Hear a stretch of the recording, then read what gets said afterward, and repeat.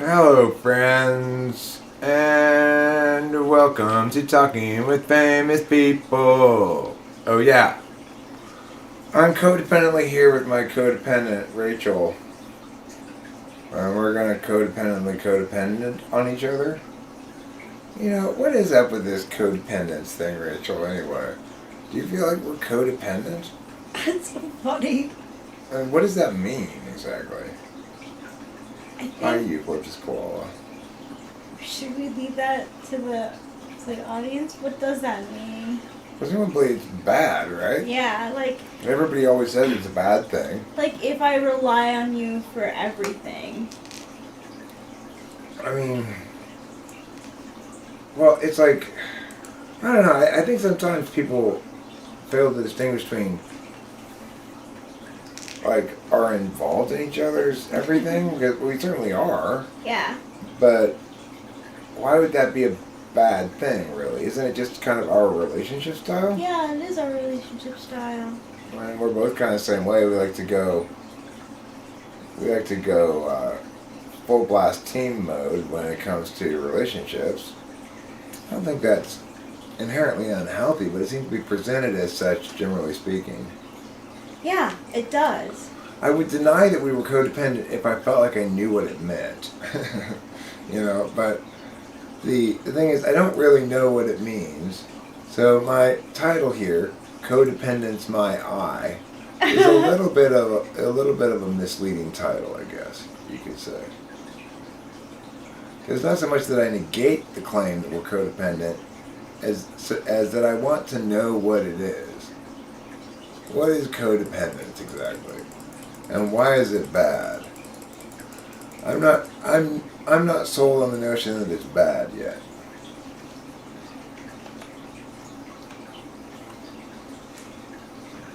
Hi, Winston's mom. Because people think if you don't have one foot out, you'll only hurt yourself more if it ends.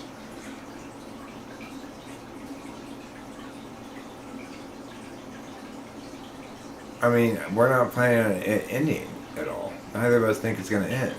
No.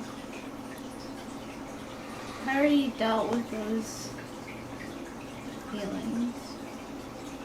I think both Rachel and I are operating under a kind of certainty that it's not going to end. Yeah. Like, if codependency is bad, then isn't marriage just kind of a form of codependency? Like it's like legal codependency? Yeah. Legally mandated codependency or something? Hi, Hambone, by the way. Good to see you. Yeah, I honestly don't, I do wonder, I'm like, oh, are we codependent? Is that what we are? But I think Well, let's look it up on the internet and see what the internet has to say about this okay. mystical disease. Hamboon, hamboon, hamboon, hamboon. That's a Hambone song. Codependence. Codependency is a circular relationship in which one person... Let me put it up on the screen here.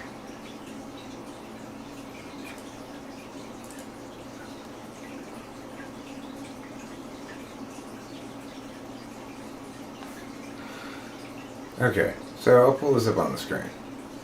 This seems probably like a function bias thing. Ah. Maybe like an FI bias thing. I'm not sure, but codependency is a circular relationship in which one person needs the other person, who in turn needs to be needed. The codependent person, known as the giver, feels worthless unless they are needed by and making sacrifices for the enabler, otherwise known as the taker. Oh, I see. Okay, well, we don't have that kind of relationship at all. No. We don't have one giver and one taker. It doesn't work like that at all. So, okay, I can see how that might be an unhealthy relationship. Yeah. Where somebody feels like they have to sacrifice things to be worthwhile, then that's bad. I'm not a believer in sacrifices in a relationship. Sacrifice means somebody's losing in a zero-sum way, and they have to deal with getting the raw end of this particular deal, right? So if you ever ask your partner to sacrifice something, you should come bearing an equivalent sacrifice you're willing to make. Really, I think.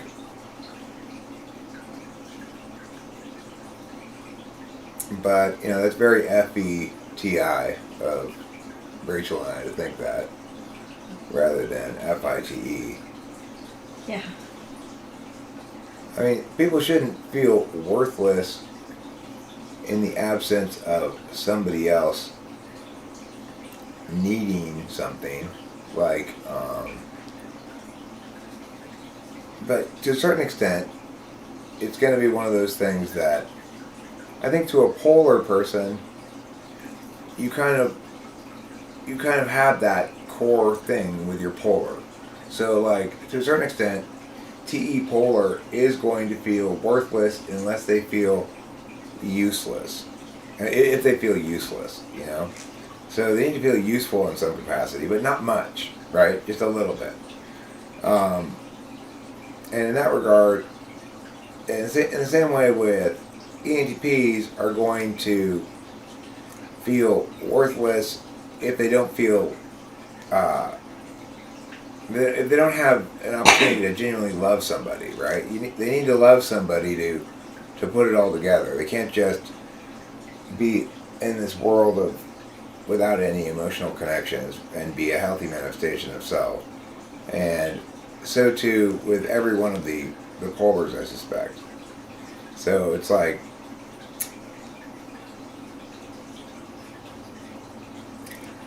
I wrote this song, You're mine if I want it, I'm yours if I wanted to. I want to be wanted, not sure it's something you can do. So it's like, I've always wanted somebody. I wrote that before this relationship about somebody else,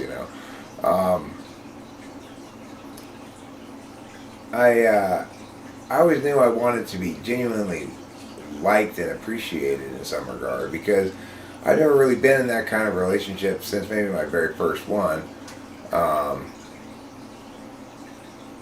I don't know if I have any really decent recordings of it, but the best recording of it I have is quite crappy, really, quite poorly executed in every sense of the word, but is I guess it's there mostly to remind me of the song structure, but anyway, I'll find it. So I guess we're just not codependent is the thing. It's not so much that codependency is bullshit as it is that we're not that. Codependency refers to any I've been in that though, so I definitely know what it feels like, and we do not feel like that. I just, if it comes into my mind. Oh, there's warning signs. Let's look at warning signs. Okay. Everybody loves warning signs. Yes, everybody loves warning signs. Warning signs.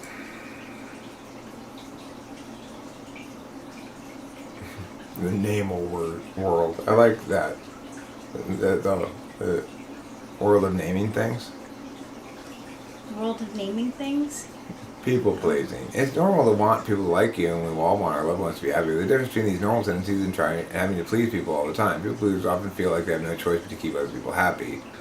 They don't like to say no, even when pleasing others substantially interferes with their own wants and needs. Lack of boundaries. People in both roles in a codependent relationship tend to have problems recognizing, respecting, and reinforcing boundaries. Having boundaries generally means you respect the other person's right to his or her own feelings and autonomy. It also means recognizing you aren't responsible for the other person's happiness. People in codependent relationships tend to have a problem where one person doesn't recognize boundaries and the other person doesn't insist on boundaries. Thus, one person is controlling and manipulative and the other person is compliant and fails. And like, people always interpret us this way. I know. Isn't it crazy? It's so fucking crazy. We are not like that. You are not compliant and failing to assert your will.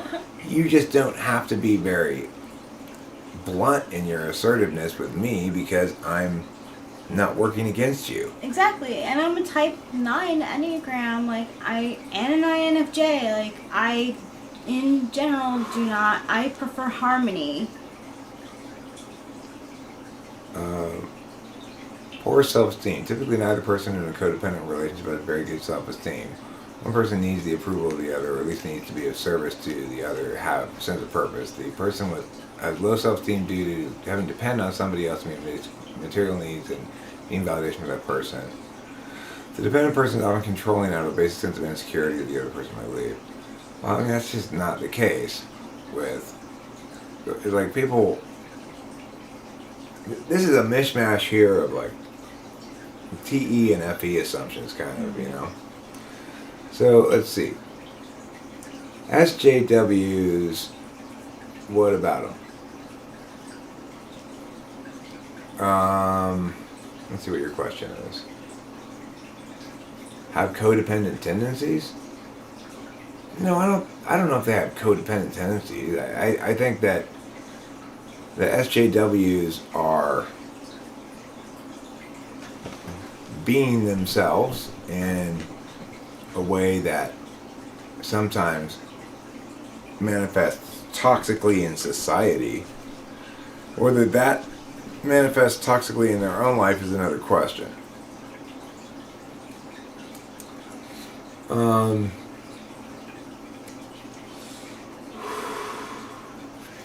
Caretaking. A major sign of codependency when you feel like you have to take care of everyone all the time. I don't think Rachel and I feel like we have to take care of everyone all the time. I think we're pretty selfish in that regard. Yeah. I mean, we have to take care of each other in some sense. I try to speak to your love language too. Like, what's my love language? I don't know. We have to take it over again. I think those love language things are silly. All those things are ways of dealing with shit if it's not right. Yeah, you know? when it isn't right. Exactly.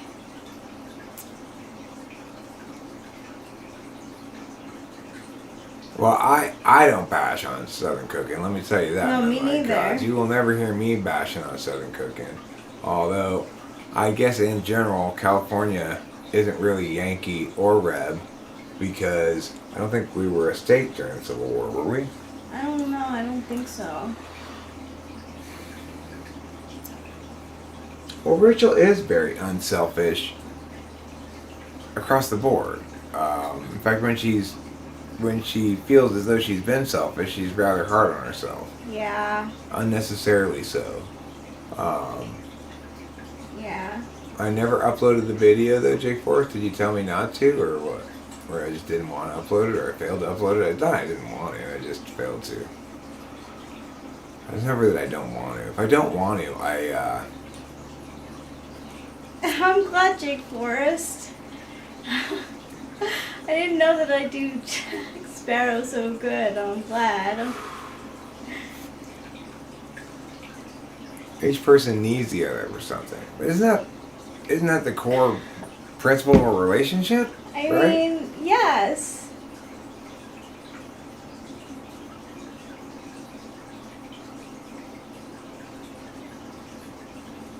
I don't know why. I don't know what happened there.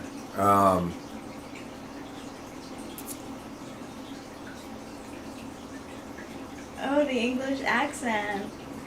I used to do the English accent all the time as a kid because we would watch stuff with the Beatles in it. Like, on the television as kids. So I used to, like, mock the English, the British sound of talking, speaking. Yeah, I agree with you, Jake. In general, people are guilty of using pathologizing terms as just ways to attack people. 6 types of adversity. Physical adversity, such as physical disability. Mental adversity, such as mental illness. Emotional adversity.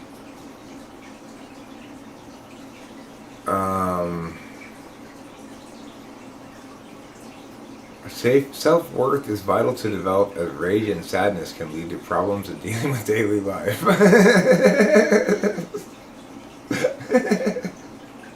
What a ridiculous sentence. Self-worth is vital to develop, as rage and sadness can lead to problems in dealing with daily life. Are you sure rage and sadness aren't problems in and of themselves?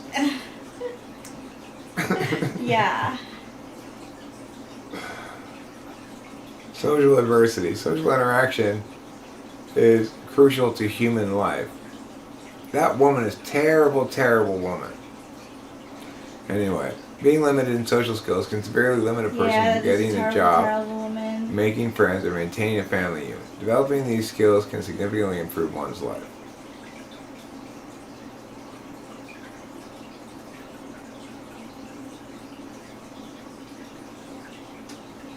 Spiritual adversity.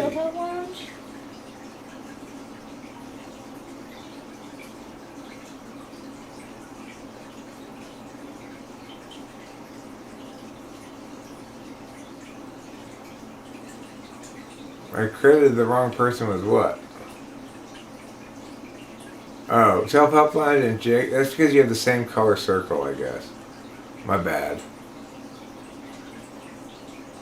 No, I didn't watch it.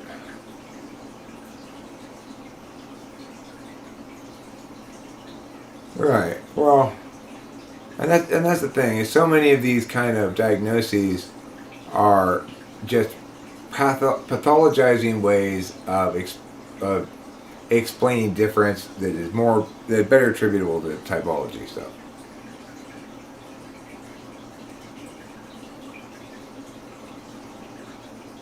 Rules number 76 of TWFP. If you and another person have the same color circle, you are the same person. Yeah. Yeah, true. True that. Get a circle already for yourself. Mm-hmm. Financial adversity. So 6 kinds of adversity, huh? Who wants some adversity? Who wants a bag full of adversity? I got a bag full of I got 6 kinds of adversities to choose from. 6 kinds. Who wants a bag of adversity?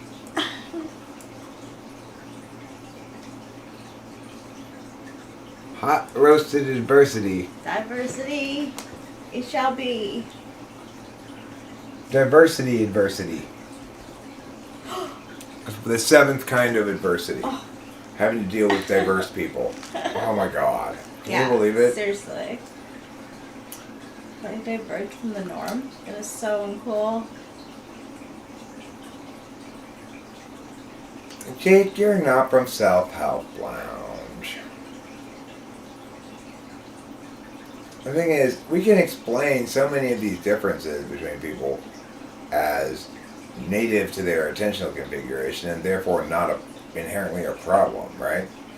And that's the core problem with all these pathologizing in the absence of a meaningful framework. Some of the pathologizing is correct, and some of it is just projection and frame bias. So it's like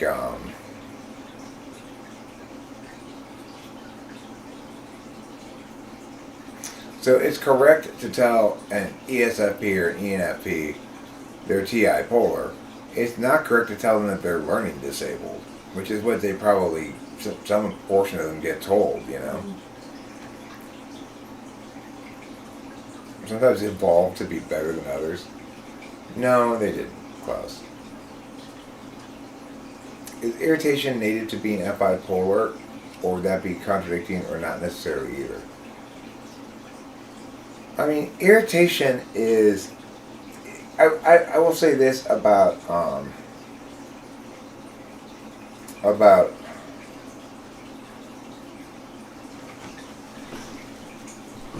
being FI polar is that we seem to more easily notice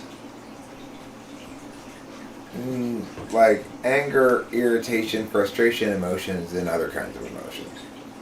And I'm not exactly sure why that is, but it seems to be the case.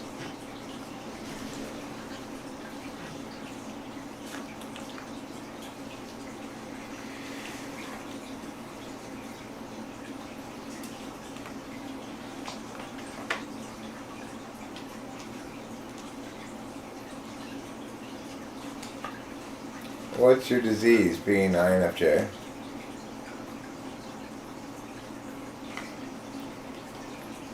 Or just a picture of me bending over pointing at my butthole. And it says, I got your friend bias right here. Ooh. Indicating that it's in my butt. Yeah. See?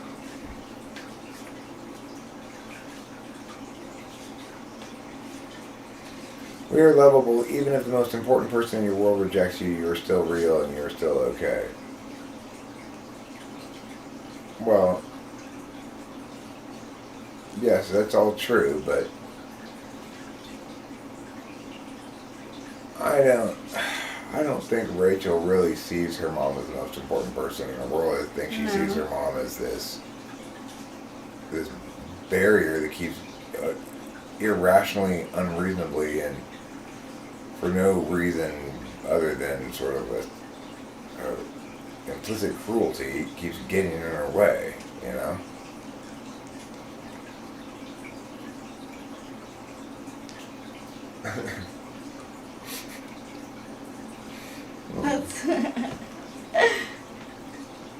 Maybe you just like to put cracks in sidewalks.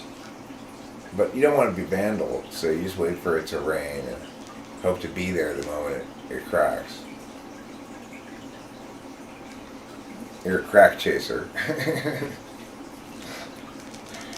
You go to places where you think the sidewalk's old and about to crack, or you just get a feel for it. You kind of go dowsing for about to crack sidewalks. And then you wait. You wait and you wait.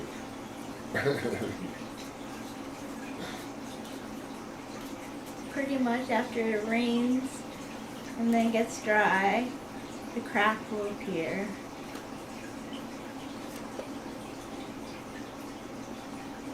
Shaman of Swords. Shaman of Swords. This is a card that reflects the thing that's going on now. Shaman of Swords. Yeah. What's happening right now? I mean, I guess a Shaman of Swords. Yeah. Now, here's a card for Rachel right now. That was for me. This is for Rachel. What did you get? Ooh, Priestess of Wands. She got the Priestess of Wands. So she's being the Priestess of Wands right now. Priestess of Wands. Priestess of Wands. Here's a card for you guys. All of you. 2 cards for all. You get each of you get one of these 2 cards. You have to pick one that you think applies to you. Or you either get Hierophant or 6 of Wands. Hierophant or 6 of Wands. What does the 6 of Wands mean, Rachel? Victory. Victory! Hooray for you! Happy Easter, everyone! This is the best Easter ever. Remember, Easter is the day that I won that really long shot bet I placed at the Roman version of Caesar's Palace, in which I bet that crucifixion victim 17 from the field of crucified people would rise from the dead, and it was within a 30-day time span. Wow. So I won that bet like quick. You know, it was only like a week or something. Good for you. Good betting. Did we guys eat chocolate eggs? No. We didn't do any Easter stuff. No. I forgot it was Easter until somebody said something about it. So. I keep forgetting it's Easter. That's why I brought it up, because I forget that it's Easter right now. I used to celebrate it, but it's like eventually you get tired of celebrating winning the same bet. It's like, okay, yeah, I know, I won that bet. That was good. That was a good bet, because it paid like 1,000 to 1. It was a real long shot. Everyone was quite convinced that none of the crucified parties would rise from the dead. Wow. Today Jesus is peeping out the cave. He's peeping out. Hey, I just came back to life. Can you guys not just overwhelm me with questions right away? I need to smoke a cigarette. I need a cup of coffee. Oh my gosh. You think this is easy? Dying, coming back to life and shit? No. No. This is for you guys. Let me just chill here for a second. Let me gather my thoughts, okay? No, I don't want to wash your fucking feet. Get out of here. I just died. Get it together, Jesus. I know, you've been dead for a while now. This rotting flesh, I'm sure, will heal shortly. Alright, do some stretching. Good. Now, do Pilates. Okay, now you're getting a little hungry. Mac Daddy says, Eric, turn into an ISFP and I'll be an INFP so we can both be FI Dom, but I'll be the NE person, you can be NI. Okay, I'll be the ISFP. Hey. Whoa, you're going to be the ISFP? Hey, ISFP. Oh. Hey, I like the mountains. It's not so hot in the mountains. So is that why you like the mountains? Because it's not so hot? Yeah, I like the smell of the trees too. Oh, you like... Do you want to go to the mountains? Sure, let's go to the mountains. Mac Daddy can come with us too, right? Okay, let me get on my shoes. Can we stop and get some shots on the way to the mountains? Shots of what? Tequila. Oh. So you like to drink? Well, maybe just margaritas then. Okay. Get You can stop there so you can get some. Get a couple margaritas at lunch. What do you think? That sounds like a party. Well, because we'll be near the mountains then. Oh, we'll be near the mountains because of the drinks. I like the mountains.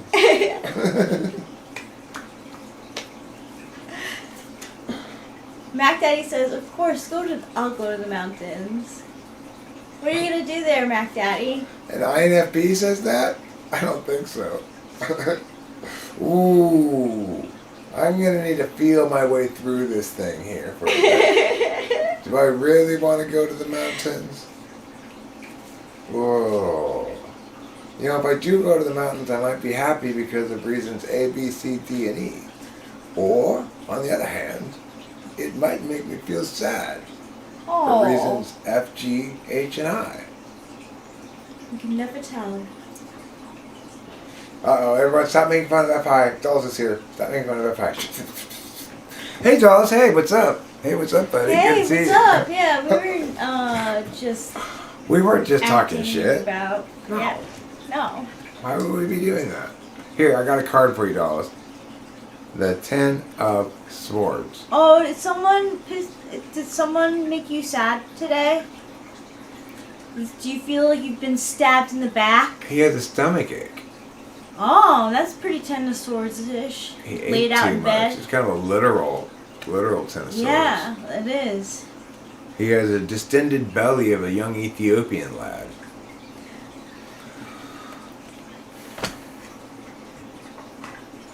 No, I'm not making fun of FI. I love FI. It's the moistest of the moisture functions. It is. Rachel has a much more antagonistic relationship with FI than I do. Yeah.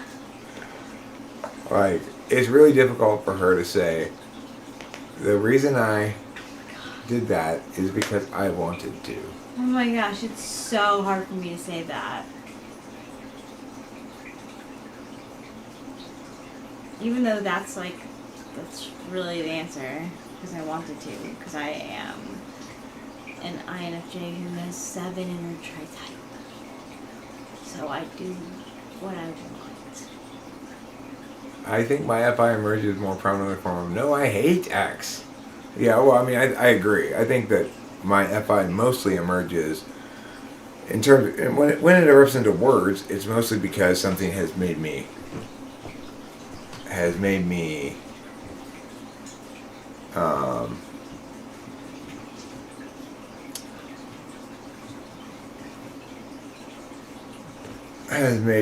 turn my attention to feelings. Is probably going to be something negative, right? That elicits some kind of reaction rather than something positive. Because I'm, you know, with FE third, you're kind of continually projecting a positivity most of the time, or assuming a positivity that sometimes doesn't even exist, right? It's like when you're going about life telling people like they're wrong about things. You're assuming a mutuality and a positivity that parties are able to be communicated with. And I think ENTPs take a long time to recognize that they've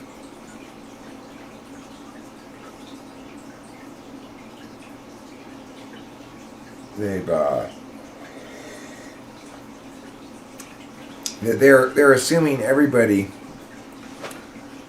takes things as lightly as they do, like, you know.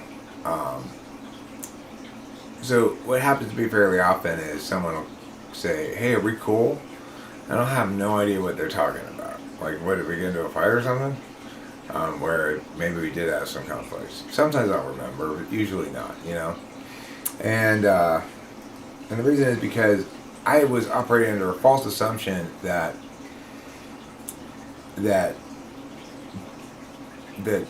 dust ups in which feelings get hurt, that those feelings are gotten over with very quickly, even though it's not necessarily the case. Some people have those fingers, including, and you know, FI is, what T has an operational value, it's assuming that, but the FI poor person isn't really that way themselves. They too can have lasting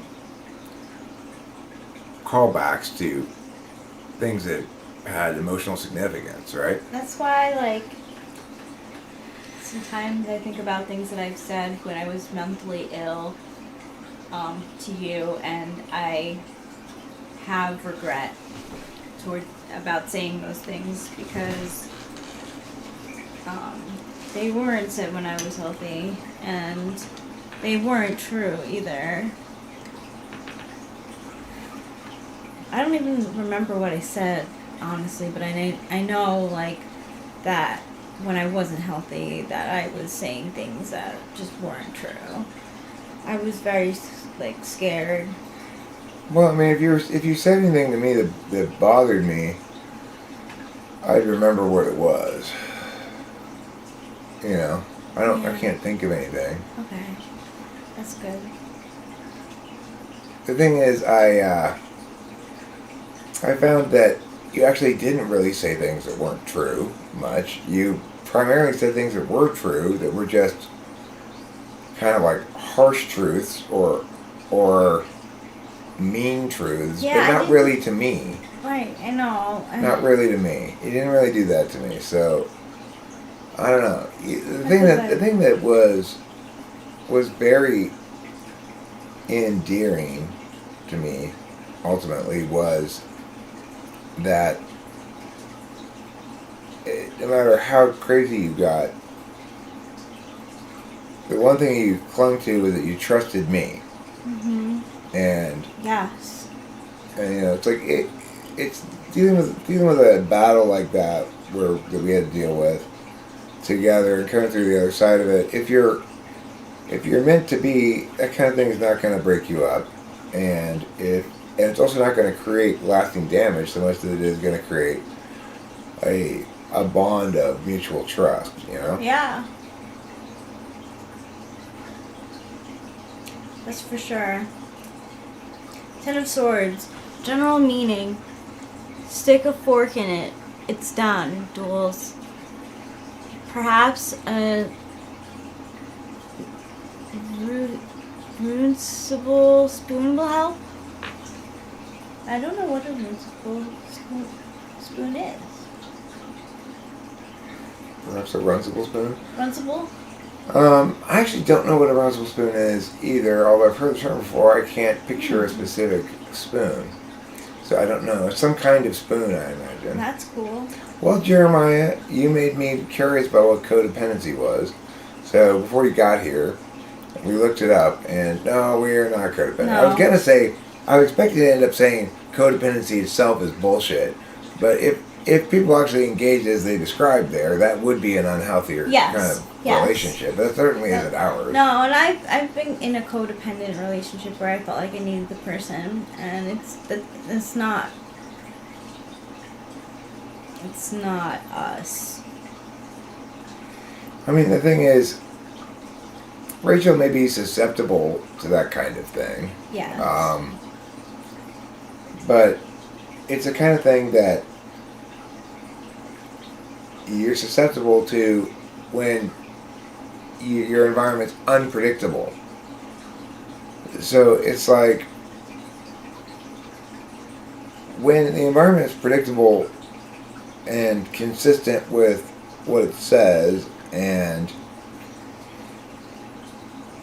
consistently on your side, then at that point an INFJ gets to relax a little bit, and they don't have to be constantly worrying about whether the other person's happy. Rachel habitually, operationally does this anyway, but you know,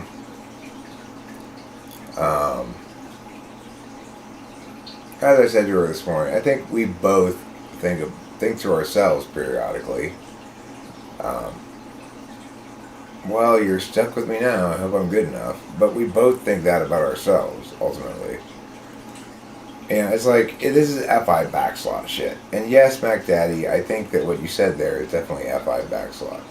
When you guys think this, what happens with your feelings? Do they go away or stay still, or just reason them and not act off of them or show them? I mean, when I have that experience where I'm like, okay, well, I don't have good enough reason to feel this way, I have to feel through it, ultimately. It takes quite a long time. Yeah. It takes quite a long time. And then, once I felt through it, by which I mean, dealt with it silently for a long time, which is not my style, right? I don't deal with things silently. If I'm dealing with something silently, it's either because I don't want to bug Rachel by yammering on at her again right now, so I'm trying to be a little bit, give Rachel a break from non-stop 24/7 Eric, or I'm doing a feelings-based thing, in which case I just have to spend time with my feelings. Like yesterday, I was thinking about how I know I was starting a barbecue, or yeah, I think it was yesterday, maybe the day before, and I started thinking about Julie for a second, my cousin Julie, as though she were still alive, and we were still in that period of time when we were sort of waiting for updates on what was going on with Julie. Of course, she passed away, I don't know, a couple of weeks ago now, a few weeks ago, and so that period of time is over. But that's the kind of like scary existential thing that I don't, as an SI fourth person, I don't like, when you have this moment of being lost in time, so that you're referencing a frame of reference that needs to be updated, hasn't been updated, and then it hits you all of a sudden, oh yeah, she's dead. And then like, okay, well, how do I feel about this? And I just feel kind of like my feelings about it link to stories more than anything else. Yeah. And the role of the disappearance of a character from the overarching narrative, no matter how minor that's, but that I've known for my whole life because of their family.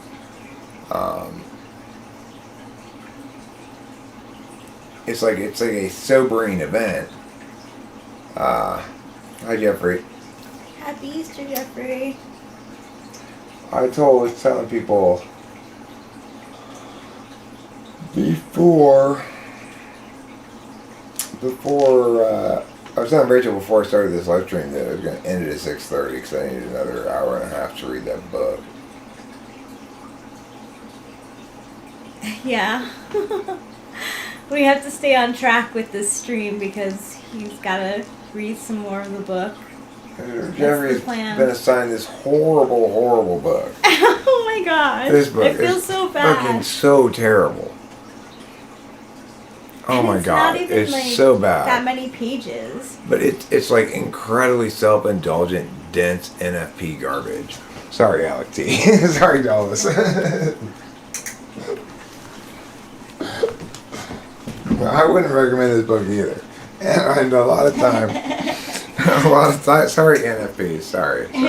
Forget that. Forget the whatever typology thing it is. It's just a terrible book, okay? It's just not good. It's super slow reading. It's super like enigmatic. Like she wants to make it unclear what's going on, like who the character. Like she doesn't. It's not reader friendly, you know.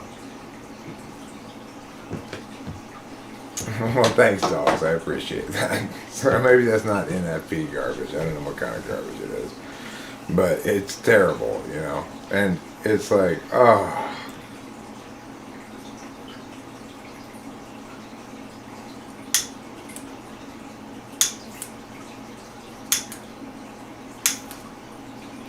I don't think Mac Daddy's in toxic relationships. I think she's curious about it because she's not. Yeah, okay, I'll read a paragraph of it. So this is this horrible book I have to read more of. Thanks a lot, Jeffrey. I got homework thanks to Jeffrey. Oh.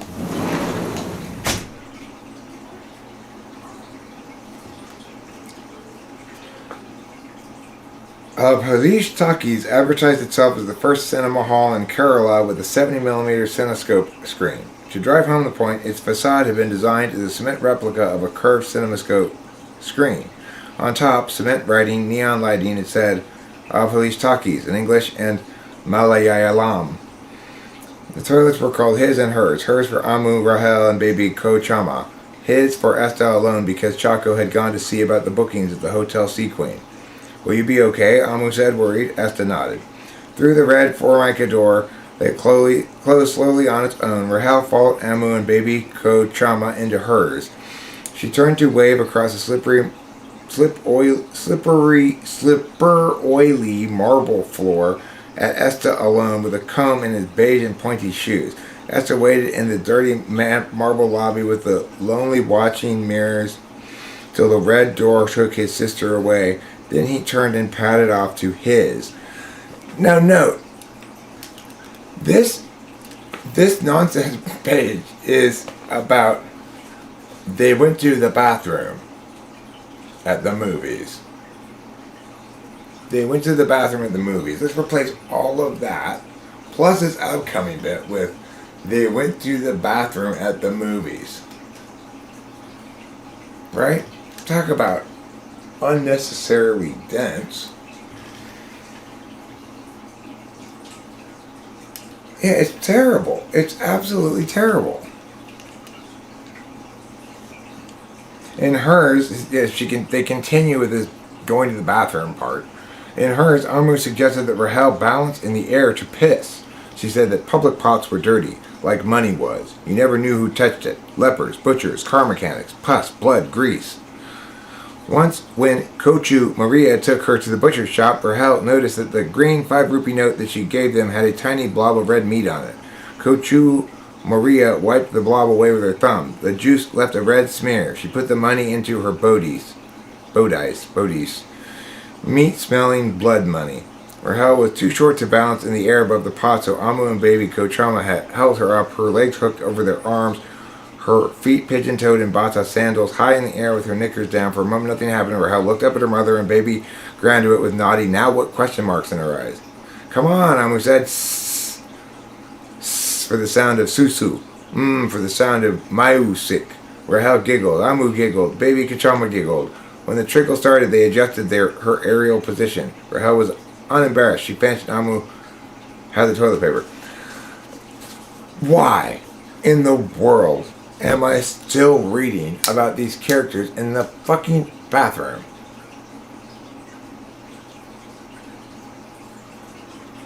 Well, I mean, how can it possibly take that long to have your characters go pee? Why? Yeah, tell me something interesting, please.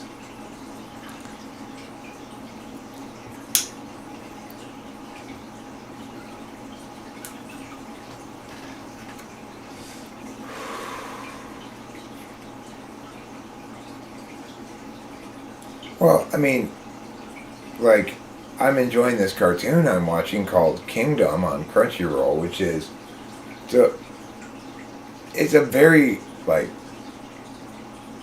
intellectually 12-year-old boyish cartoon. It definitely glorifies war in the time of like spears and bows and arrows and swords and stuff, right? I'm enjoying that a lot, but it's got a very good like adventure storyline in kind of an old school way that doesn't challenge, in which the characters just accept that warfare and death is part of their day-to-day life, and even when they lose a treasured other and from their life, they don't question the validity of war itself, you know. So it's like, you know, it's that kind of thing. But it's fun, at least. Things that are interesting to me, well, Jonathan Basanti makes me remember what's interesting to me. My new feature film idea. It's called 3 Ways to Learn. The story of Helen Keller.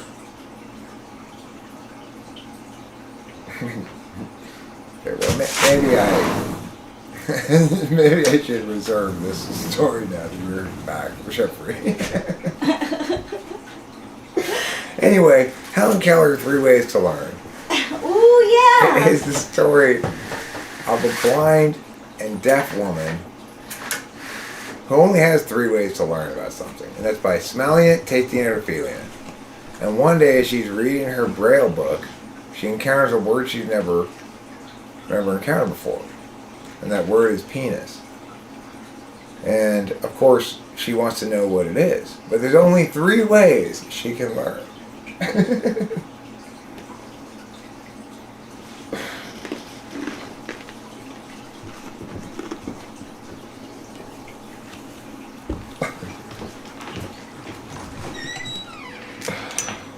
What is this penis? What is this word? There's an English lady who does her voiceover for her sign language, so we get to hear it in like fancy lady talk, you know. Helen, let's not worry so much about that word. Let's maybe discuss some other words. No, I'm most curious. I need to know this word here. Penis. Penis. What is this word?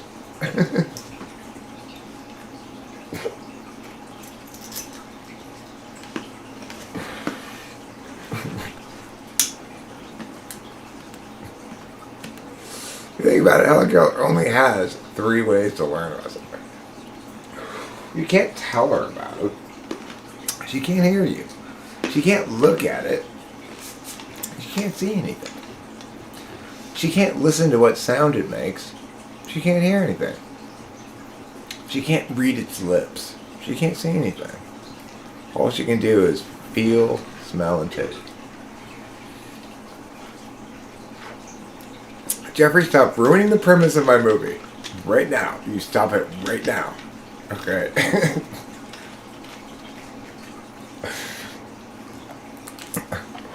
T-I-N-E says, you can describe it in Braille using other words. Well, but look, that's not how she learns, okay? That's not how she learns. She only has 3 ways to learn.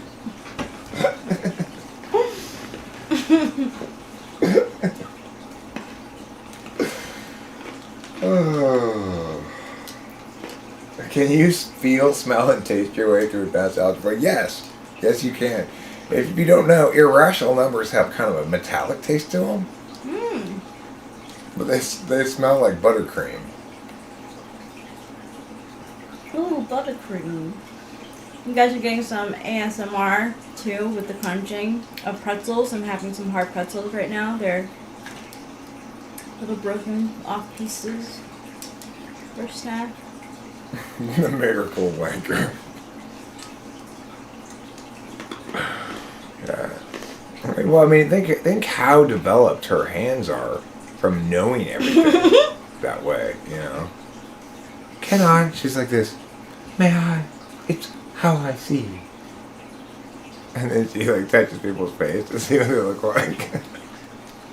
Her hands are expert ways of learning. Expert learners. Her hands are top of their class. No, that's the name. Kermit's Pimp wants to change the already titled title of my brilliantly titled film, Three Ways to Learn. But It's brilliant. the best and most beautiful things in the world cannot be seen or even touched. They must be felt with the heart. Oh my God. That is some dedication to knowing something. To feel it against your own beating heart. Wow. Here, I've opened up my chest cavity. Can you place your member against my still beating heart?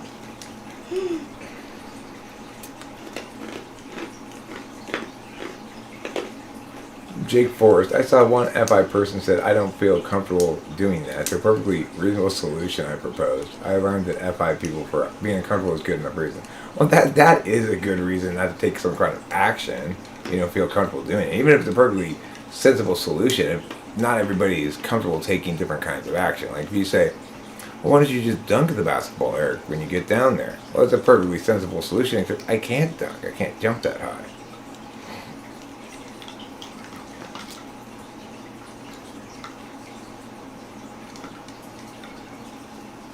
To the INFPs in here, I'm curious, where do you stand politically? What major candidates have you supported in recent elections over the years? Or are you really, still in general?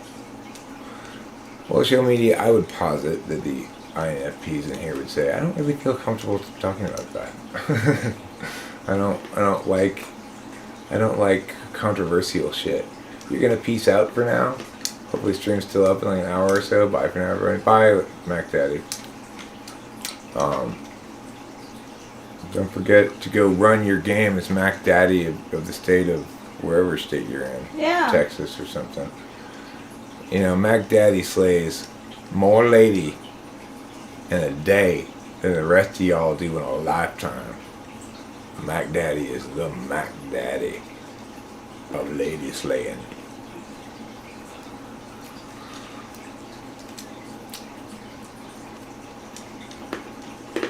No, not really. Mac Daddy's actually a girl. But her name doesn't sound like a girl's name, does it? No. But we know the truth. Yeah. I'm sure everywhere Mac Daddy goes, people assume that Mac Daddy must be like a player dude, right? Mm-hmm. But it's actually, yeah, well, sure, everybody was going to think that. It was actually a chick. It's like, she's like a 25-year-old chick or something. Mm-hmm. 25 maybe. I don't know how exactly old she is. But she's young. She's younger than us, Yeah. 21. 21. So I was talking to a girl about property rights the other day and we disagreed. There are things we can't own. Well, you can't own other people. You can't own...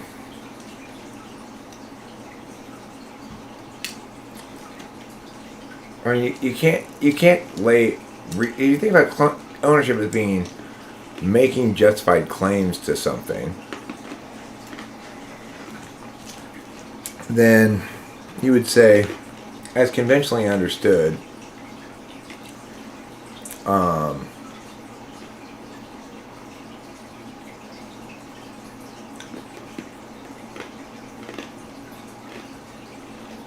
there's no physical object that can't be owned. There are metaphysical objects that we don't allow ownership of. So in other words, there's a copyright expiration, which eventually leaves things in the quote-unquote public domain, in which case they are no longer owned. But those are just metaphysical things. Physical objects tend to always be, at least in theory, ownable.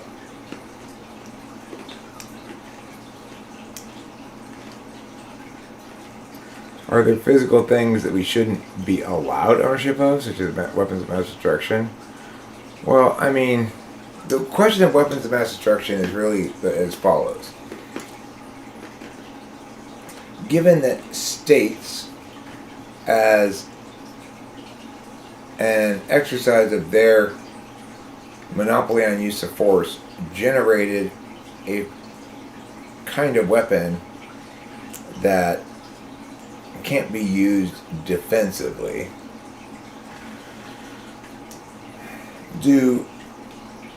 Is it justified for the state to treat it differently than other objects that can be owned? Because obviously somebody has custodial control over the nuclear weapons, right? And that's the government. But no specific individual in the government owns those nuclear weapons. The government does. So they're not really applying a double standard when they say, oh, we can own nuclear weapons, but individuals can't. No individual can. It's just that the government controls that kind of shit, you know?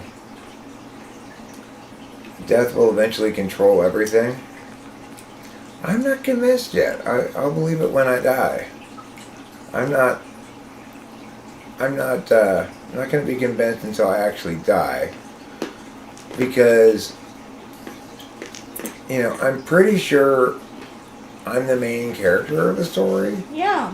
So it's like, I'm sure everything's going to come to a big head in which, you know, at the end, hopefully it's a happy ending, I save the day, and then the credits roll, and then presumably I'll like wake up in my sim pod, and I'll be only like, you know, 6 years old. And I'll be like, that was fun. Let's do another one. And then I'll just sim another life, you know. Speaking of simming life, we saw 2 cats so far being walked with a leash. We saw one yesterday, or I saw it, only I got to see it, but I pointed out Rich didn't see it. But then today we went to the PetSmart, and there another one was. There was a cat on a leash. And this time Rich was able to see it. Yeah.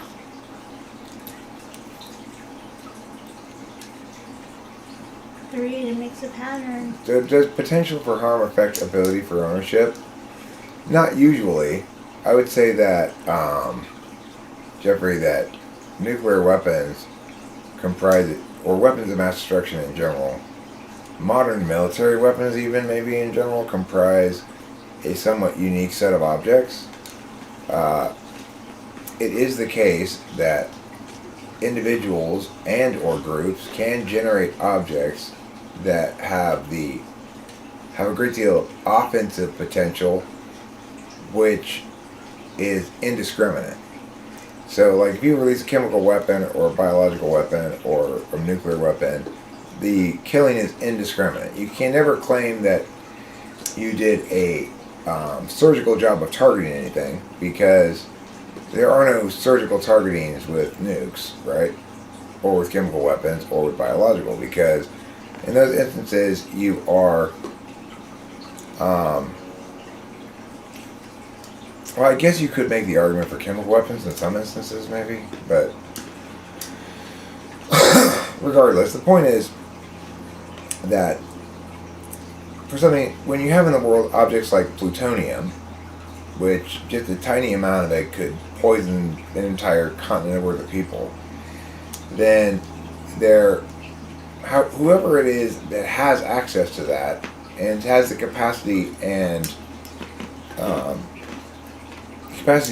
to make it happen, so to speak, is also going to have to be responsible for not letting other people access that. And we just kind of have to hope that shit never gets in the wrong hands. The thing is, this is not normally an argument that I would ever use against something like this, but I can't think of, and nobody can think of any legitimate reason for any individual to own a nuclear weapon, chemical weapon, or biological weapon. Whereas for just about everything else, whether or not you think the reason is legitimate, we can come up with some kind of legitimate reason for a person to own it. Jake Forrest, I am eating hard pretzel pieces. That's your ASMR. For your hearing pleasure. No, it still matter, because even though it's simulated, Well, I mean, yeah, I'm opposed to. That's not true. Cocaine doesn't cause only harm. You've been indoctrinated by anti-drug bullshit, Jeffrey. It is not the case that recreational drugs are bad. Okay? It is the case that some individuals have problems with recreational drugs of all sorts, including alcohol. And so, I don't drink alcohol anymore because I had to quit it because I had a problem with it. And I haven't done cocaine in a long time, but if somebody were to offer me some, I'd be like, hell yeah, I'll do a line of coke. Why not? You know, because I don't have a problem with that. And that's how it is with drugs. It's like individuals have a problem with some drugs or they don't have a problem with some drugs. And so it's not, there's no justification for preventing people from getting cocaine because people want cocaine. That's a legitimate reason. Nobody really wants a nuclear weapon, right? No individuals want a nuclear weapon. They want it because it makes them feel like they're high on cocaine. And that's a legitimate reason. They get to feel how they want to feel when they want to feel it. They may end up having a problem with it, and then they have to deal with it too. So it's like, yeah, well, they should certainly be decriminalized, which is to say, I'm not necessarily sure if government regulation of drug marketplaces is a good idea, but I am sure that government not arresting people for consensually dealing and buying drugs to each other and from each other is a good thing. We want to get rid of the punishment of non-crimes. The biggest problem with say drug laws is that they guarantee you're going to have a corrupt law enforcement protocol, because anytime you empower law enforcement to discretionarily hand out basically prison terms or not, then you're going to have a problem. And that's what happens with drug laws, because there's no victim. If my mom is killed by a robber and I want the police to find the robber, and they find the robber and then go, you know what, you seem like a nice kid, I know you killed that guy's mom, but I'm going to let you go. Well, that's not going to fly. I'm going to freak out as the victim, right? Maybe I'll go to the press, etc. But if I let somebody go, if I just steal your weed and let you go, then you're not going to go to the police station and complain about it, right? Because even though you've been victimized by a criminal police officer stealing your drugs, you are grateful that you didn't go to jail.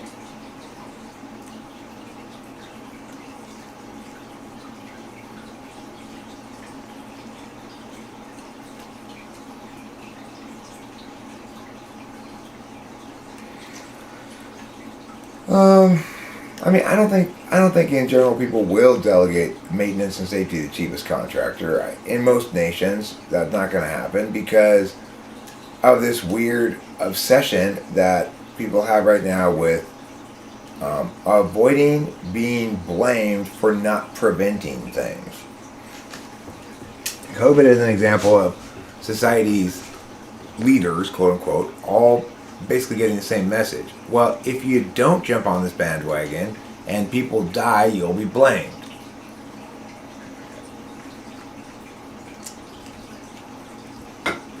The About page on my channel? Okay. Well, I mean, I have a meow for a reason, you know. I have a document that people go to. This person hilariously emailed me this big email about how horrible my booking system is. And I'm like, yeah, I know. I know. That's so shady. This seems so shady. Because you're like, email me, PayPal me first, and then I'll contact you. And I'm like, yeah, I know it is. But it helps me keep track of it, you know? I can't keep track of it otherwise. Because then, this way, what am I doing? I don't even remember what I was looking for. Because this way, it's like, oh,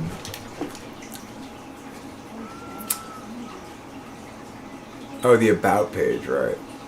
Wow, my kitty one has 8 likes and 20 views. That's a very high It's a very high like ratio. It's close. It's copio actually, but close enough. Oh dear. Actually, but close enough.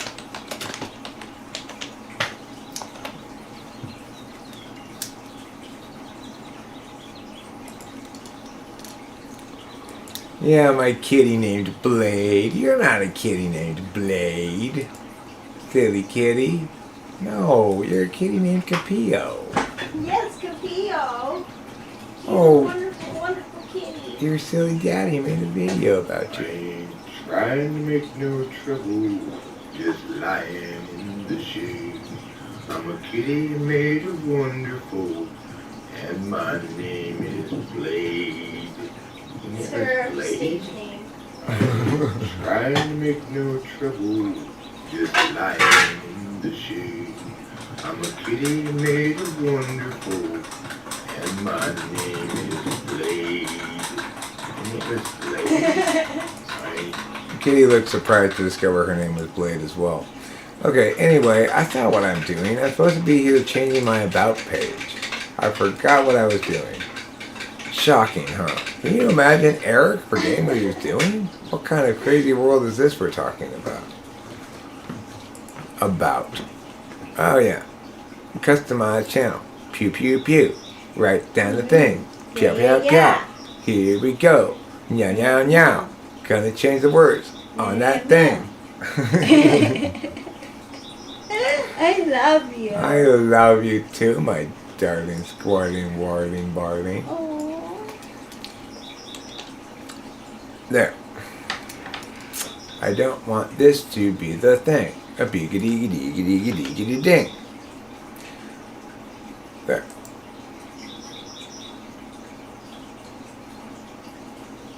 Now, if I were to go here to this thing, then I might be able to get this thing, which is here, as per meow. Sorry. Thank you, my darling. You're welcome. What a precious wonder pants you are. Oh, thanks. You must have gotten your wonderful pants at the Precious Wonder Times excitement place. The Precious Wonder Times excitement place. Whatever you do, wherever you go, don't forget about Excitement Times Wonder Place. Share with me your tenderest thoughts. The ones of love, of trees with knots, of bees with thoughts. Here you go. Okay, now I got this. Now I'm going to put this here. Thanks a lot for making me do all this work, whoever told me my shit was broken. Ignorance is bliss. You know? God. Making me know how my shit's all broken. Stop it.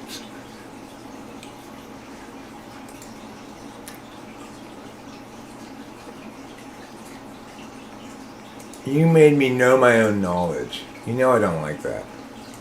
I hate it when people make me know my own knowledge.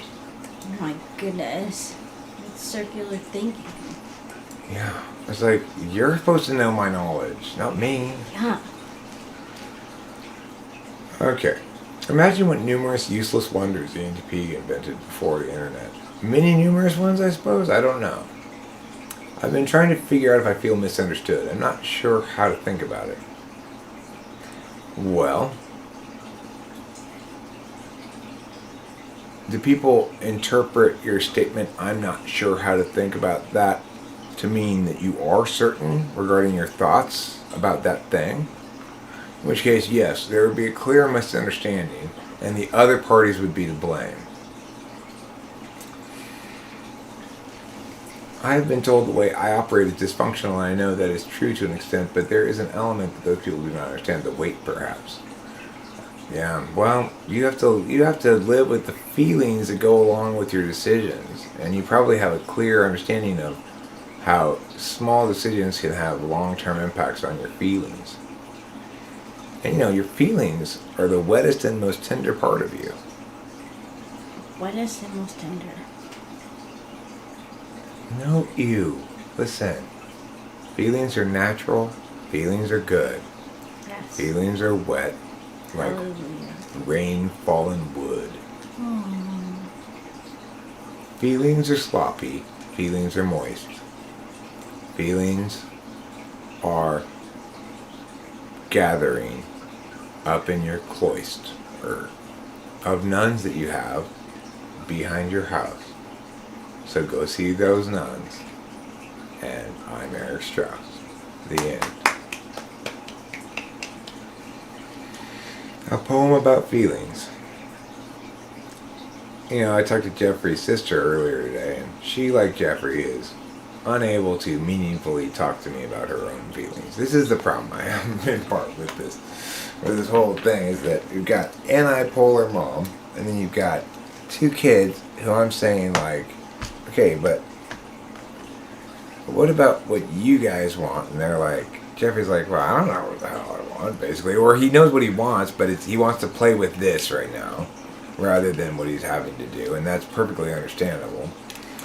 But his sister is even more unconscious about her feelings than he is, with 8th slot FI. So it's like, I try to talk to her, okay. Now, Chloe, your mom is telling me shit like that you feel bad because you think that I don't like you or something. Is that true? And it's like Chloe does not have any idea what I'm even asking. When I told Chloe to make a thesis about the Porpoise story, you know what thesis she wrote? It was basically that the main character El Sue was dumb to accept the burden of the debt in the first place. That was her thesis. She should never have taken on that debt, accepted it in the first place. She was under no compulsion to accept it. That was Chloe's thesis that she came up with, but independently of me. And then we reworked to be more about like cognitive dissonance kind of stuff, about, you know, this trying to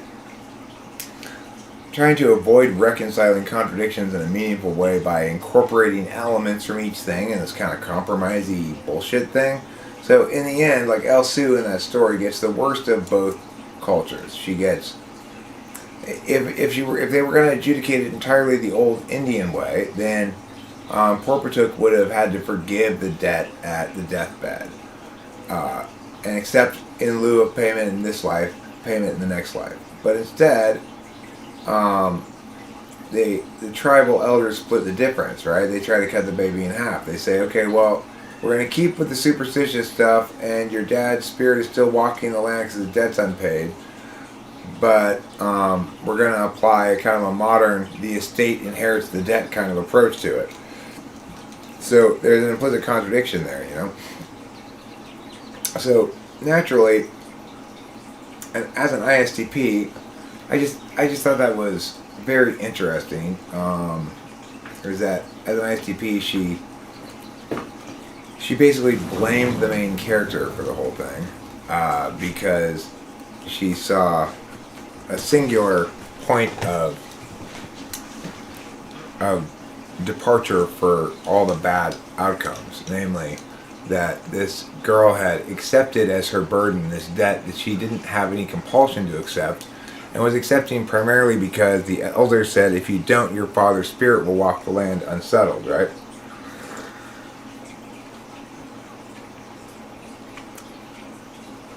But, you know, it's like the story didn't give any indication at any point that El Sue had any choice other than to take on the debt. It's just sort of, it didn't explicitly say the mechanism by which she might, in theory, not accept that burden. And so, in the end, the whole story is predicated on dishonesty from the get-go, right? So the guy, the Indian fellow who's lending the Indian chief money isn't doing it because he is nice or even to get paid back. He knows he's never going to get paid back. He's setting it up to leverage so that he can get Sue to be his wife, even though he's an old man and she's 16 years old, and she doesn't want to go with him, right? So, I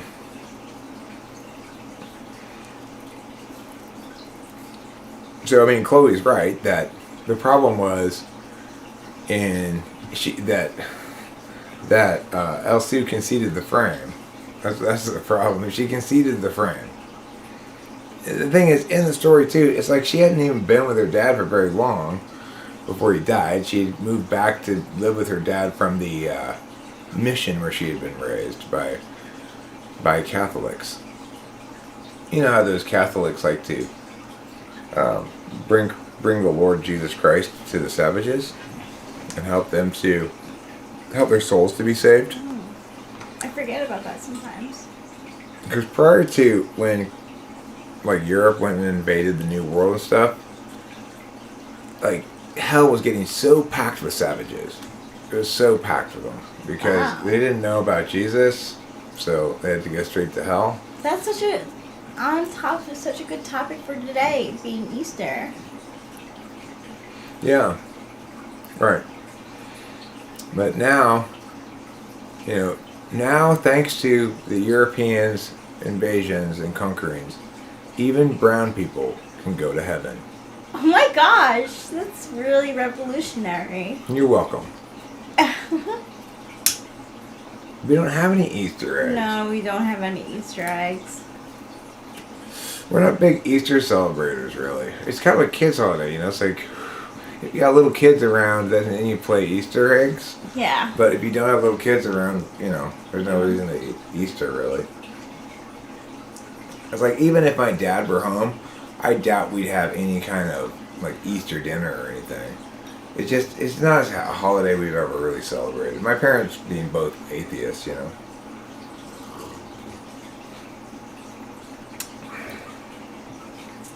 I'm the first Christian in my family since my dad's sister. Wow. Which isn't very many. Which isn't having to wait very long, really. Pagan fertility holiday? Well, it is weird because it involves rising from the dead, a rabbit, and eggs. Yeah. It's a strange combination. It is such a strange combination. Plus plastic grass. Yes, like it's everywhere. Why does plastic grass exist?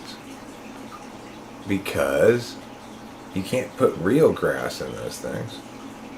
Why not? Because then you'd have to go pick your own grass. Yeah. Nobody wants to pick their own grass. No. My dad's in Vegas. He goes there. He doesn't gamble really at all, hardly. Like, maybe he'll lose $20 or something. But he has his repository of places that he likes to go in places. So it's like, he wants to go to Vegas because he's got so much accumulated knowledge of the buffet at this place is the best deal, the best buffet on the strip for the lowest price. So then he'll go to that, and then he'll say and then over here they have this thing for free, and I can do that, and then he'll go do that, and then he'll go to the pool, maybe work out in the timeshare gym or something. He stays in the same timeshare, the same place that probably he always does. Actually, I think he says he's in the Pioneer maybe this time. I don't know what happened there. Usually stays in a timeshare. Maybe that was Laughlin. He went to Laughlin first, now he's in Vegas. A vampire walks into a bar and asks the bartender for hot water. And the bartender said, "I thought you drank blood." He holds up a used tampon and says, "I brought tea." That's disgusting. That's absolutely disgusting. You know what? Even vampires don't want to drink vaginal blood. Sports splash party. Yeah.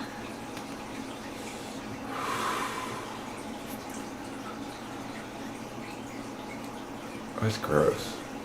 The Catholics do it best. You get to go around looking for the various stations of the cross and seeing Jesus get tortured before coming back. And that was Good Friday. Yeah, I was saying to Eric how there's a meme about if Jesus were here now and you're having a conversation with him about Good Friday, how like a good friend would be like, Bad Friday. Yeah. I mean, Bad Friday. Oh, Good Friday. So tell me, what happens on this day? Yeah. Oh, well, okay, why are you calling this Good Friday? Yeah. I get tortured? I get tortured. Why is it a Good Friday? Yeah, why Ooh, is it good a for Good whom? Friday? Yeah, good for whom? I guess it's good because the day he died, right? I guess. They didn't have to stay on the crucifix any longer. Yeah, true.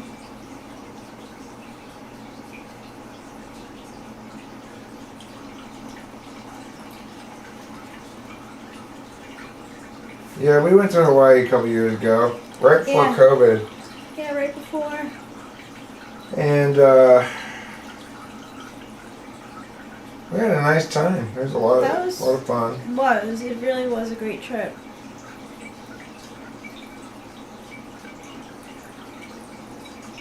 And that's a good question to determine how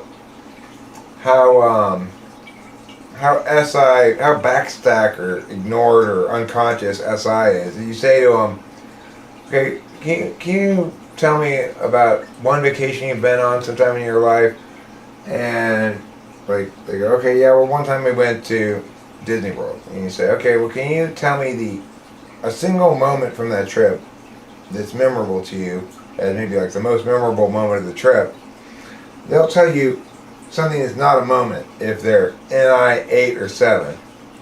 SI 8 or 7. They'll tell you something that's a general thing. Like Rachel responded, I think, with the changing weather, the way the weather always changed, which is definitely not a moment. It's definitely, it's like as non-momenty as you can get, right? Yeah.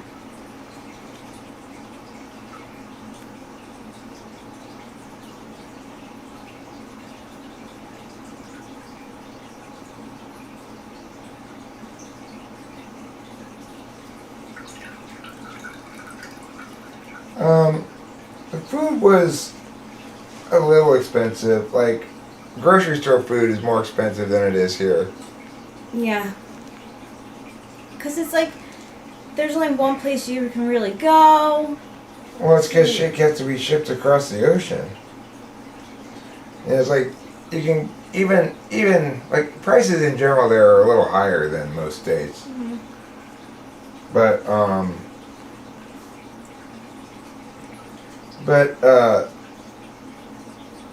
the thing that I found very expensive, though I didn't expect it to be nearly as expensive as it was the rental car. Yes. Which was supposed to be cheap because it was like $100. Like, Right, I mean, yeah, the thing is, I paid the whole thing ahead of time. And then I got there and it's like, here's some extra charge you have to pay, so I paid more. And then when we returned it in perfectly good condition, exactly the same way we got it, full of gas and everything, no problems whatsoever, they tried to charge me more shit. And I actually called the bank and said, like, in no way. No way. And I actually won that case. Yeah, you did. Against Dollar Rent-A-Car. Yeah, $1 rent a car. It was supposed to be a good deal, and then they ended up trying to get more money out of us, and it was really supposed to be charged for. Yeah, there's a homeless problem there, naturally. I mean, the thing is, I think it's most rampant in Honolulu, on Oahu. We went to the Big Island, which is not so much so. But like in Kona, yeah, there's definitely a homeless problem in Kona. But I don't know, it doesn't seem like as much of a problem per se. It's more like you only really see it in Kona or in Hilo on the Big Island, and most of the rest of the island is not Kona or Hilo.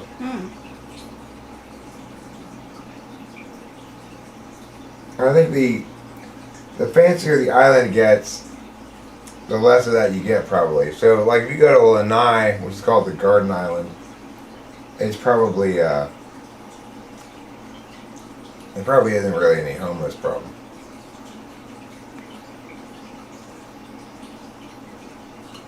Hawaii has great pineapples. Yes, they do. Great pineapples. The freshest. The juiciest and the sweetest. They're so good. Did we see the lava stuff? We did go to the volcano. Yeah. We didn't get to see any live lava, but we walked where they the steam comes out of the ground and stuff like that. Mm-hmm. Like the sulfur and the place where it collapsed in. And we went to the volcano house, looked in there a little bit, which is this famous hotel that I stayed at as a kid, and we even located it's like I've always remembered having this nightmare when we stayed there as a kid, involving this painting that was over this fireplace in the main area there, and then I didn't see the painting, but then we found this other house that was like off on the side that was under construction. And I'm pretty sure that was where it was. And anyway, so that was kind of gratifying that we were able to finally find that. Yeah. But we didn't stay there. We just took a day trip out there. Yeah. And the funny thing is that my dad and I both had the same most memorable moment from the trip, which is in this old McDonald's, like super old school, hadn't been updated since like 1978 or something. I don't know, like super old school McDonald's. And it was on the way back from Hilo, and we'd stopped. We were getting some food and like a cup of coffee or something, and I don't know. It was the sun was setting. My dad and I. It must have made an impression on both of us. Yes.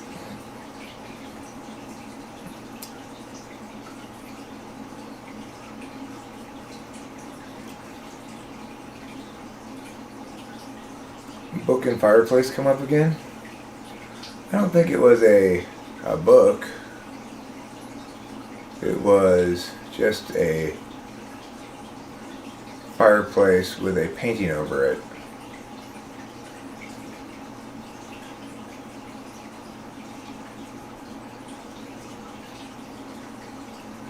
You wrote a book that's a game about generating and telling stories? Huh. Given what the world usually likes, it's not so bad to languish in obscurity.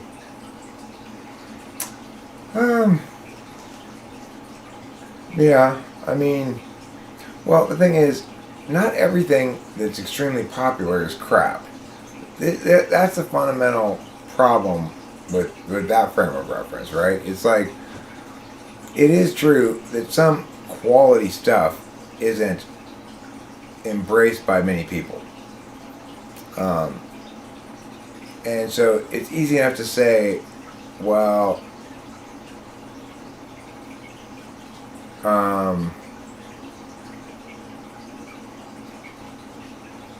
it's like, okay, well then I'm just languishing in obscurity because people are dumb. People don't appreciate what's good, but there are some really high quality things that are super popular. So it's not impossible to be both good and popular. Yeah. You want to do the Marcel Proust thing and go hog wild with the writing while lying in bed?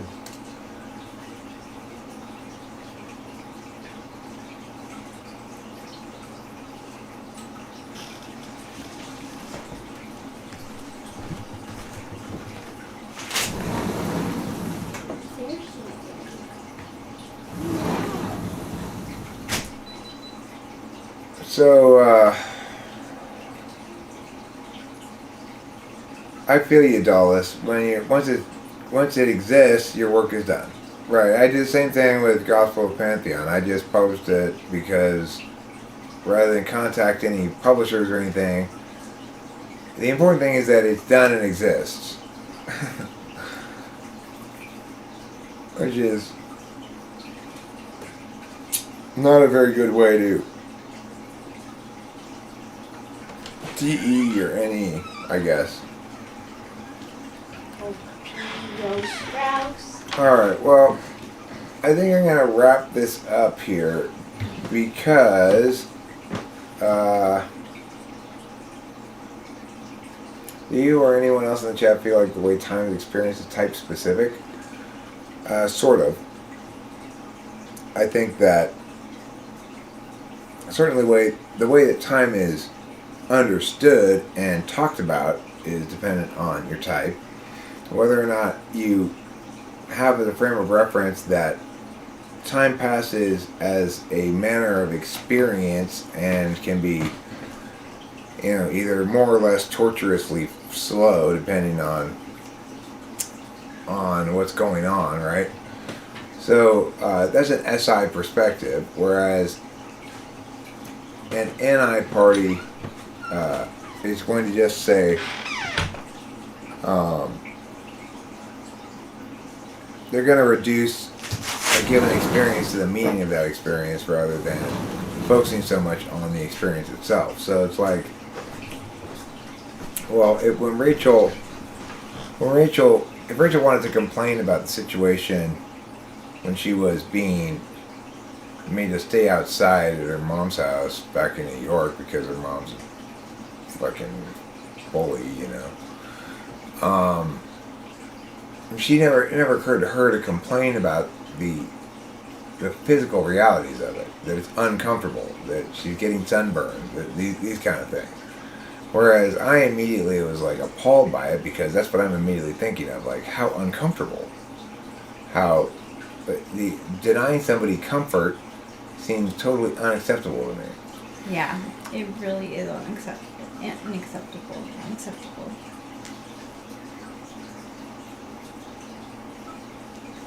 Then you get depressed after that, your product is just sitting there in a sense. I don't think SE Pole or SE 8 really gets depressed about that. Because we're SI appreciating our own produce, We spend some time reading it, rereading it, getting locked into our knowledge function. The reason I have to leave is because I need to finish reading to page 182 in this book, and it's going to take me about an hour and a half to do it, and I got to work with Jeffrey at 8 o'clock. So that's why I got to go. It's not because I'm tired. It's that I have to do my homework. Yeah, you gotta do your homework. Because my homework, Jake Forrest, because I'm working with Jeffrey, and his mom, like at the beginning of the year, bought me a big bag of books, and said, here are all the books for Jeffrey this year. I'm like, okay.